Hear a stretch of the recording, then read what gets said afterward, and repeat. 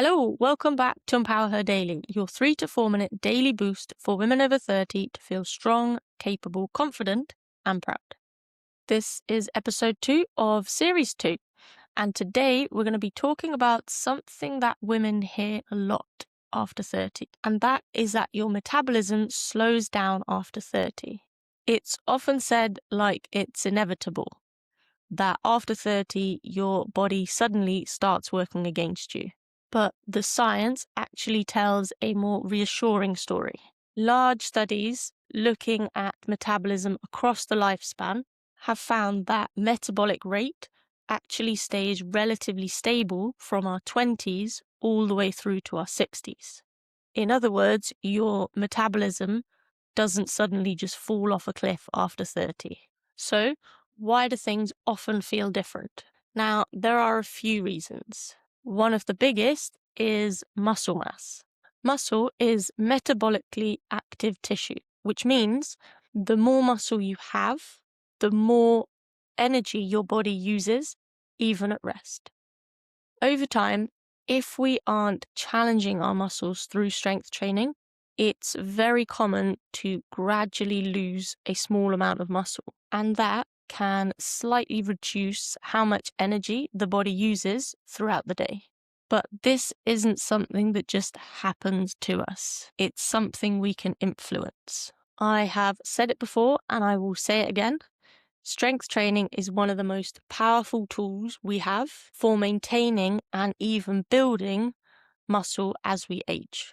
Another factor that often changes in our 30s that isn't metabolism itself, but lifestyle.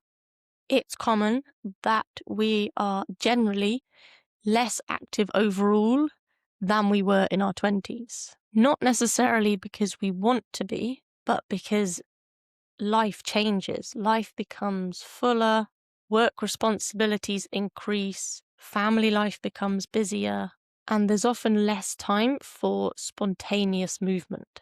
Even small changes in daily activity, like walking, standing, and just general movement, can have a meaningful impact on how much energy we burn. So I vote, get out and move whenever you can. Now, I can't relate, but I do see it, that if you now work from home following the working from home epidemic that came with COVID, that you might end up sitting at your at-home desk for like 8 hours. And if you compare that to commuting to the office, so standing up on the train, walking to the station, as well as walking to a lunch spot during your lunch break, wandering around the office to find your favorite work colleague, and then the commute home. That difference in overall movement can be quite a big one. Another big factor is sleep and stress. When sleep is disrupted or stress levels are consistently high, hormones that regulate appetite and energy balance can shift, and that can make things like cravings, hunger, or fatigue feel more noticeable. So when women say my metabolism is slower, what they are not noticing is the changes in muscle mass, lifestyle, stress, and recovery.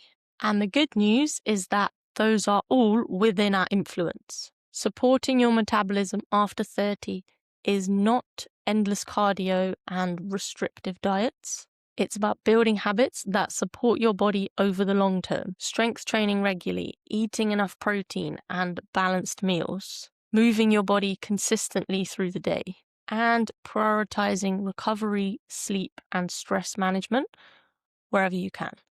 Because your metabolism isn't something that suddenly disappears as you age. It's something that responds to how you live and train.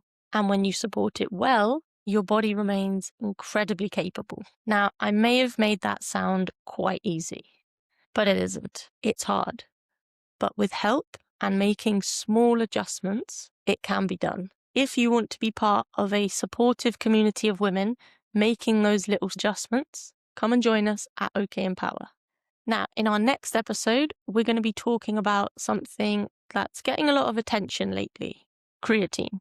What is it, what it does, and whether it's actually worth the hype.